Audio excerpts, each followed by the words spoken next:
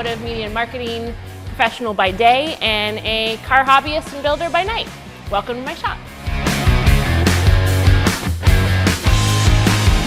Yeah, so initially I was actually headed into medicine. I have a degree in biology, and I had moved to LA from San Francisco and needed a car and had wanted a classic car for a while because I like vintage stuff.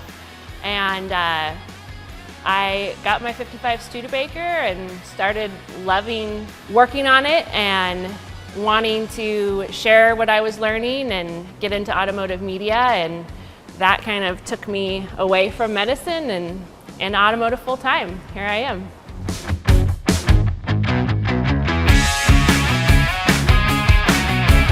Yeah, so I switched off of my medical track record, and the job I currently have actually was my first role full-time in media, and I had freelanced. I have my own blog called Grease Girl, but you know, it was my first step full-time into a media profession, and that I was working on one project, and that led to the very start of Driving Line in 2012, I believe, or 2013. And Driving Line started as a website that published articles a few times a week, and I, worked with a lot of different contributors, and I wrote myself, and it expanded from there. So now we're a full-blown publication with,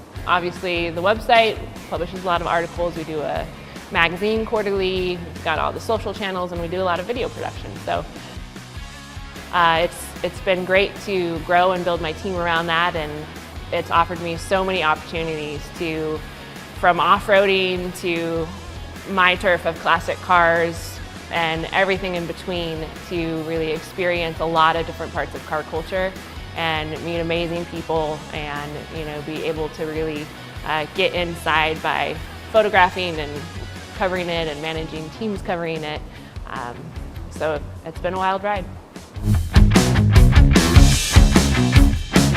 My favorite event to shoot, Speed Week is kind of like my mecca, I guess you could call it. I first went to Speed Week, I want to say in 2009 maybe. It would have taken me years longer to get to Speed Week. I talk to a lot of hot rodders who say, oh yeah, going to Speed Week is on my bucket list. I want to go there someday. It's hard to get to. It's in the middle of nowhere. It's in the middle of August in the summer. The conditions are fairly miserable, but it is unlike anything else in the world. And I was hooked that first year I went. I kept going back, and every year covering it. And the mix of people and vehicles that are out on the salt flats during Speed Week, and just that total otherworldly setting, to me, there's nothing else on earth like that.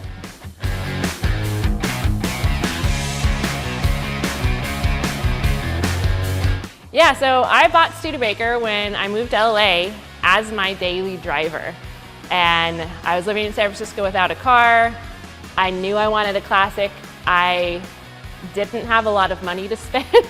And it was like, well, Studebaker definitely shifted my life. I was heading into medicine, and here I am today in this shop in Texas. Out in the country. Not in a million years would I have planned this for my life. So when I started working on my Studebaker, I had no idea that I was different for being a female working on cars.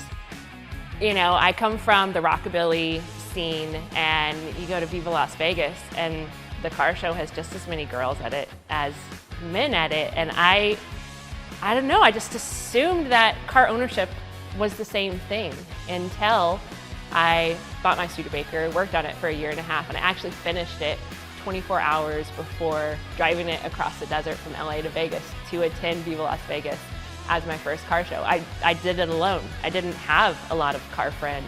I didn't have any real car friends. And it was such a great adventure. And I pulled up to the car show and I didn't hit me right away, but before long I realized that there weren't other girls who brought their cars to that car show. I was one of maybe a few.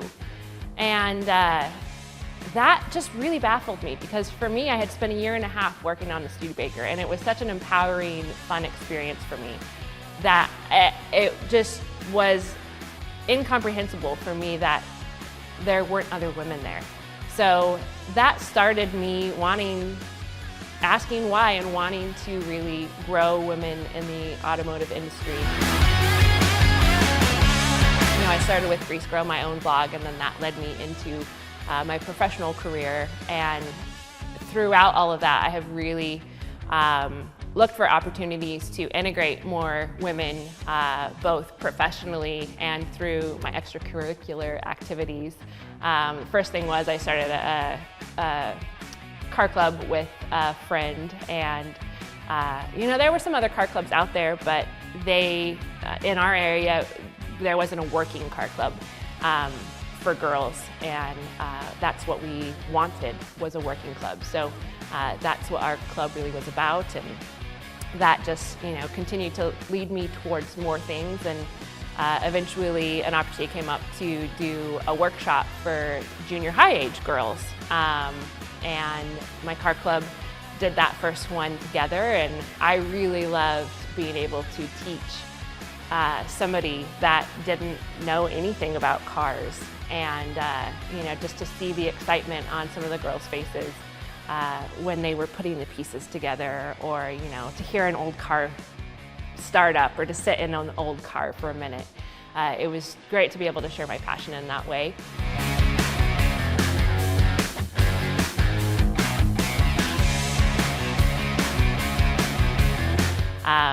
And so, that's led me into things like the Real Deal Revolution.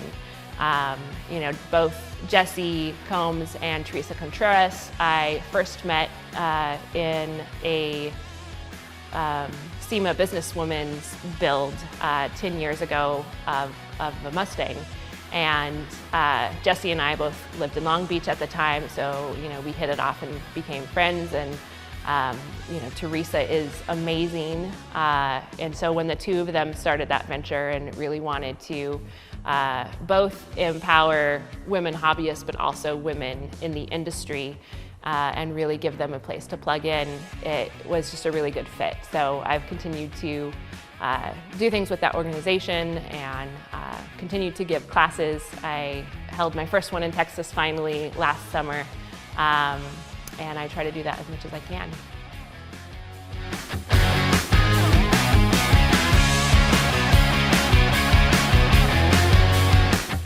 So my grandma was an acrobatic pilot. And if you met my grandma, she was a very short, very small build woman who was pretty quiet and self-reserved. And in the 60s, my grandpa decided he wanted to get his pilot's license, and he did. And then I think my grandma just followed suit, so that if something went wrong, she could, on their trips together, she could take the reins if needed. And she really liked it. And then my grandpa had some sort of a heart condition where he couldn't do acrobatics. And because of that, my grandma wanted to do something that my grandpa couldn't. She got her acrobatics license, and she was part of the 99s, which is an organization for female pilots that Amelia Earhart helped found. And she had her own air show in the Central Valley of California. She was the first woman to give an aerobatic air show in that region, and she really held on to that pride for the rest of her life. So we started Extra Good as a vlog for Driving Line's YouTube channel, and it's Ethan and I working on our projects in the garage, and again, I feel like we have stuff to share, and I think that being a couple working together has its own unique challenges and fun times with that. It's different working myself in the garage than it is working with my husband in the garage. There are things that are both more challenging, and there are things that are more fun. And so it's fun to be able to share that through Extra Good vlog, and again, just try to bring what knowledge and things that we've learned in a new and a fresh way to other car people or other people that maybe are just getting into it. I always come at it with I'm not an expert. I am just a hobbyist. I'm learning all the time.